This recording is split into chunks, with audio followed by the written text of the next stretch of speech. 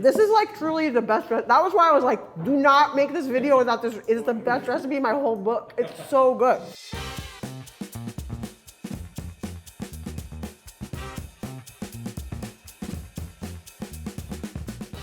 Welcome to Cooking 101. I'm Samin Nosrat, writer, teacher, cook. I am in New York City at the New York Times Cooking Studio Kitchen. Today, I'm going to teach you all about salad dressings. My family's from Iran. My mom always made the delicious Shirazi salad, like a tomato, cucumber, onion number. But that's not sort of what we think of as salad here in this country. The only other salad my mom would make, bless her, she's a great cook, was romaine hearts, pecorino cheese, sun-dried tomatoes, it was in the 90s, and a very, very lemony dressing that was so lemony. She has the most acidic palate. This is not like what a 7-year-old wants to eat. I thought I hated salad until I started working in restaurants as a cook. And the first restaurant where I worked is Chez Panisse in Berkeley, California, which I think of as a temple to salad. And kind of blew my mind to see all of the things they consider salad. Roasted beets drizzled with creme fraiche, sliced tomatoes and avocado, that's a salad. Roasted vegetables drizzled with a creamy dressing. Things were so much more than just some lettuce leaves and sort of oil and vinegar. Now, I don't work in restaurants anymore. I'm just a regular person at home, trying to eat as much salad in my life as possible for health and joy reasons. And I would like to help you make your own life better too. I wrote a cookbook. It's called Good Things. It was not an easy book to write, in large part because it's a book of mostly recipes and I hate writing recipes. And then one day I was making like a creamy sesame-ginger dressing to make this slaw that I was trying to reverse engineer from this deli near my house. And I made it, it was so good. And I was just standing there thinking to myself, I was like, wow, this is so good. I wish I could share this with people. If only I had a convenient way to share the recipe for this dressing with people. You know, I think of salad dressing as sort of the big umbrella term. There's the oil and vinegar vinaigrettes, and then there's sort of thicker emulsified creamy dressings. A vinaigrette is like, the word comes from French, and it just means like a vinegar-based dressing. It's pretty simple. Here's a vinaigrette, pretty much ready to go. This is just 1 part vinegar, 2 parts oil. Oh, another thing that's a vinaigrette, ha ha ha. I will never forgive you if you cut this out of the video. So this is a scarab pendant. It's a scarab beetle. I bought it because scarabs represent transformation and rebirth. I also bought it because when the vintage jewelry person sent the listing to me, she said, this is not a pendant, it's a vinaigrette. And I was like, what? Excusez-moi? Excusez-moi? It's not a locket exactly, but there's like a little beautiful sort of gilded cage in here, and it's open. And in Victorian times, people were kind of smelly, so like a refined, elegant woman would take a little piece of cotton and soak it in a perfume or an essential oil and put it in here, and then you'd have this like good smelling thing called a vinaigrette, and it would make your day smell a lot nicer. This is just one of the coolest facts I ever learned. At its heart, the most simple version of a vinaigrette is oil, vinegar, and a little bit of seasoning. I think it helps to have a tiny secret amount of sweetness in there, and I know I'm not the only one, which is why balsamic vinaigrette is a classic favorite. Before we go into the first recipe, I'm just gonna show you the most simple, most basic version of a vinaigrette. To get that salty and sweet and acid in one ingredient, seasoned rice vinegar, and then some delicious olive oil. So really it's a 2-ingredient vinaigrette that we may need to balance with a little extra salt. The ratio, this is not the most acidic of vinegars, but in general, it's like a 2-to-1. Sometimes it ends up being maybe 3-to-1, depending on how tangy we want to go for our lettuce. You really want to whisk it up. Whisk it up. If you're just stirring in a circle horizontally, the stuff that's on top is not going to mix with the stuff that's on bottom. So you really have to stir at an angle. Hence the whisk in this jar, or even better, do this.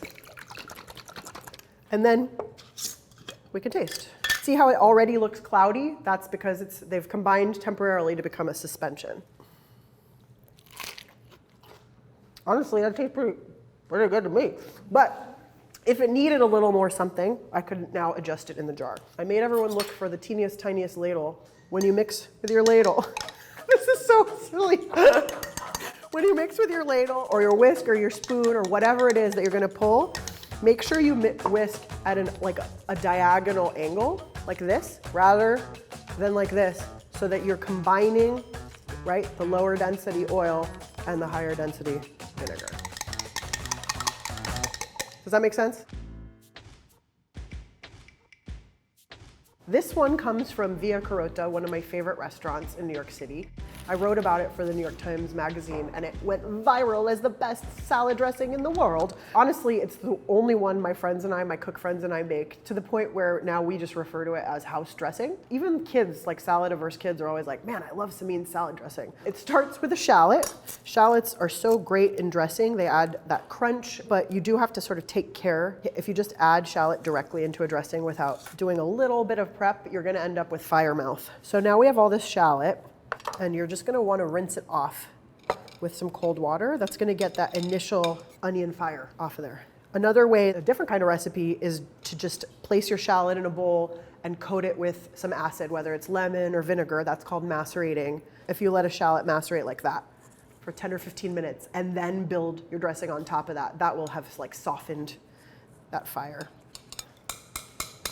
And then the secret ingredient in this salad dressing at Via Curota is so strange.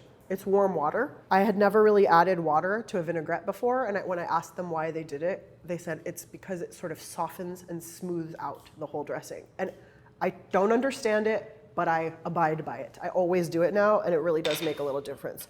So if you just add your water and some aged sherry vinegar here. I will say this is one of those ingredients it's worth buying a good bottle, you know, nicer than maybe like the grocery store brand, because that like classic aging that happens often in a place where sherry, you know, has been made for centuries, it really does produce a very delicious, mild, well-rounded vinegar. Like, let me taste this one.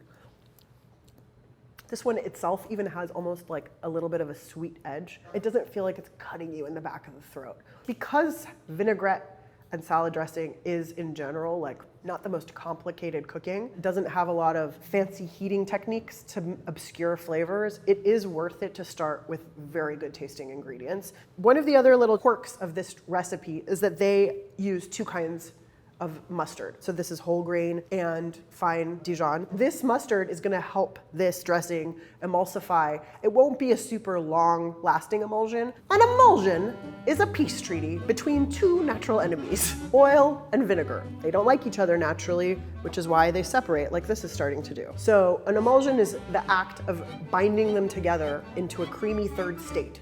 And there are a lot of tools that are very delicious and helpful that are emulsifiers that help hold that emulsion in place. Mustard is a great emulsifier, so sometimes I'll add mustard to a dressing, just a little bit, even if I don't want mustard taste, just because I want mustard emulsifying help. And see, when I do this, nothing's happening because I'm just stirring the stuff around. So you really gotta go like this, to get your whisk or your ladle or whatever in there and bring the stuff that's on the bottom up to the top.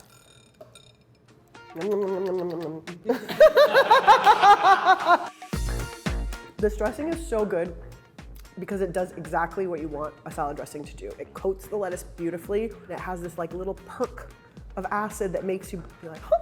And you know, acid makes your mouth water, and so you're kind of like, I want more, I want more. And so it truly is just like a I want more feeling. And so when my mouth wants more, I know I'm good.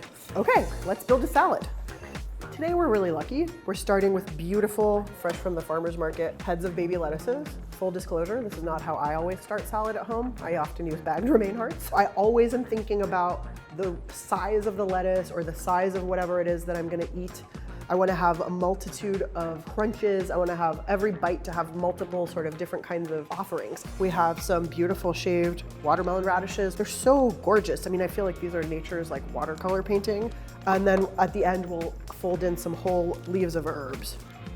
I love a little secret herb bite.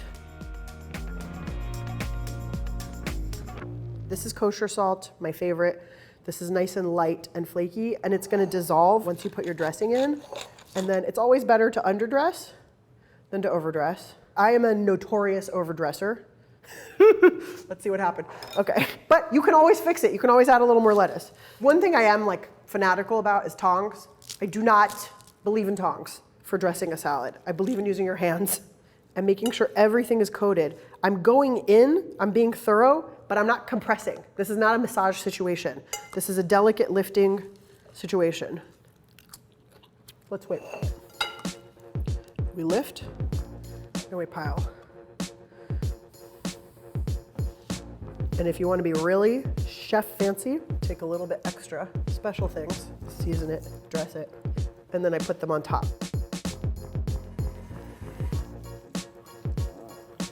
Chef drizzle.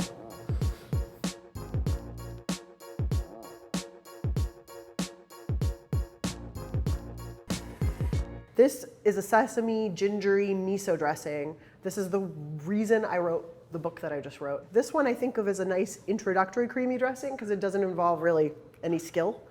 It just involves my new favorite kitchen tool of all time, the immersion blender, which I think of as an emulsion machine.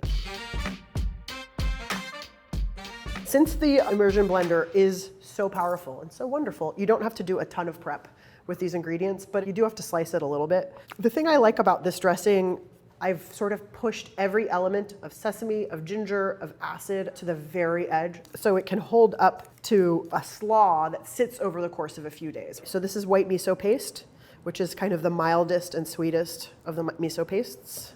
Honey, quite a lot of lemon juice, of seasoned rice vinegar, which again has a little sugar and salt in it. And this is the toasted sesame oil to add the sesame flavor. I'm gonna see if I can do a little preliminary zhuzhing. Okay, and then you're just gonna drizzle, or I will, we both will together, drizzle the oil in very slowly while blending. When I use an immersion blender, I will say I do like to work in a taller and narrower container rather than a wider bowl because it's a way to guarantee that this little blade comes into contact with everything that it needs to come in contact with and actually blends it and smooths it and breaks it down. It tastes quite delicious. I actually think it can use a little more salt. This will eventually separate because there's not an amazing amount of emulsifiers in there holding it together. But the beauty of the immersion blender is, like, even though this is enough dressing for several days or several salads, when you bring it back out of the fridge, you just zhuzh it again and it'll come right back together. We have our creamy sesame ginger dressing. We're gonna use it to make a delicious, super simple slaw. The thing I love about this slaw is it's good now, and it'll be good tomorrow, and it'll be good the next day too. So honestly, if you're at my house, it might still be good in 5 days, but I'm not gonna tell you to do that. And I also love salted roasted peanuts, which you can either chop or leave whole. I will say peanuts do a funny thing. They kind of absorb the dressing and turn this funny color and texture. If you're not gonna serve this right away, add them at the last second. But we're gonna eat this right now, so. And again, no tongs, please use your hands. I know it seems counterintuitive, but I almost feel like things should inch toward the overdressed. Part of what you're expecting when you're eating something dressed with a creamy dressing is that creaminess. And so if it's underdressed, it's really disappointing. But still, you'll see this is not like, it's not swimming, it's just all gonna be coated. Oh my God, it's, honestly, because this dressing is so highly seasoned, and like I said, I took everything to the edge. It's actually already perfect, which never happens.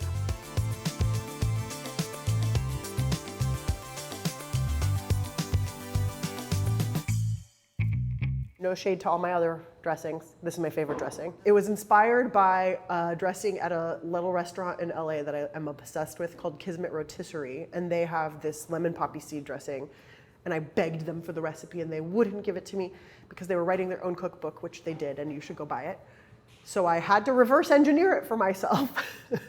And somehow I ended up with this, which is not exactly the same, but it's become indispensable in my kitchen, and every single person I've shared it with has it at all times at their house. And it's so good. We're gonna start by making an aquafaba mayonnaise, or some people call it a fabanaise. Aquafaba is just Latin term, and it just means bean water. Literally just the bean cooking liquid from any pot of beans.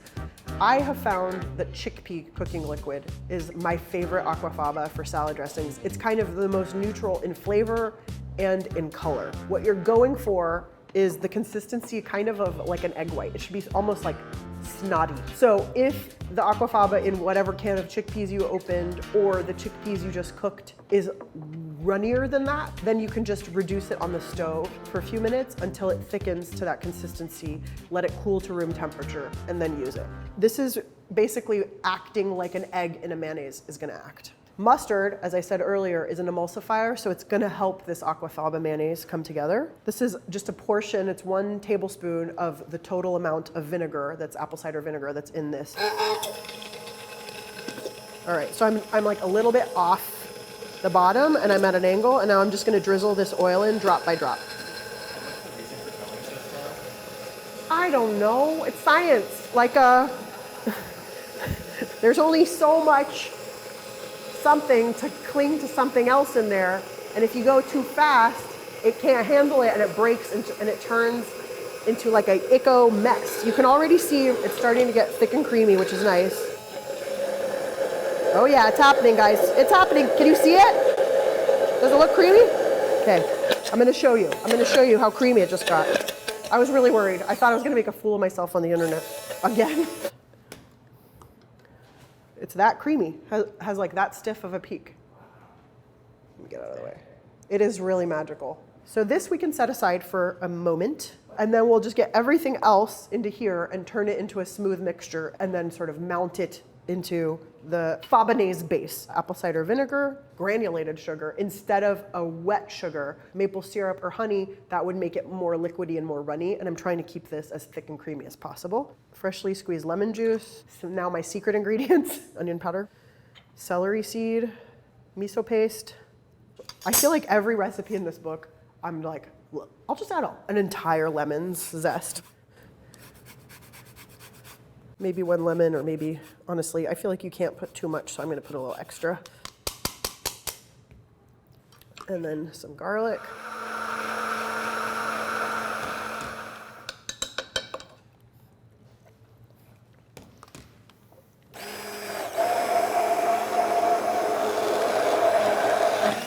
This is an emulsion at its finest. This is a return to the 90s salad bar.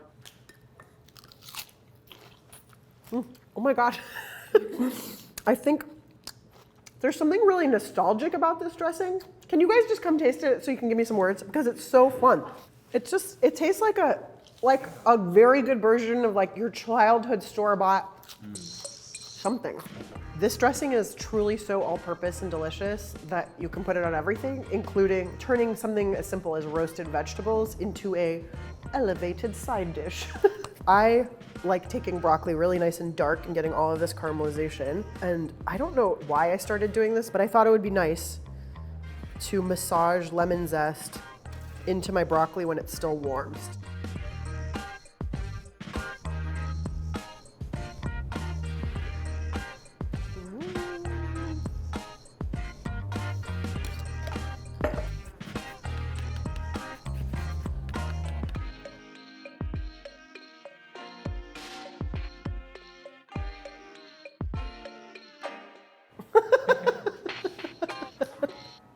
Look at all the stuff we made. I hope that you can see that it's so simple to make a salad dressing. We started with sort of our most simple version of a vinaigrette. Once we got a little bit more advanced and we started adding mustard and other emulsifiers, the dressings stay sort of in that creamy state a little bit longer. Hopefully this is sort of giving you the courage and bravery and tools you need to start making your own dressing and having it at home so that you can really start expanding your idea of what a salad is and can be. Find these recipes at the link below at newyorktimescooking.com or in my book, Good Things. Anything Good? else? No. Thank you so much. Happy salad to you.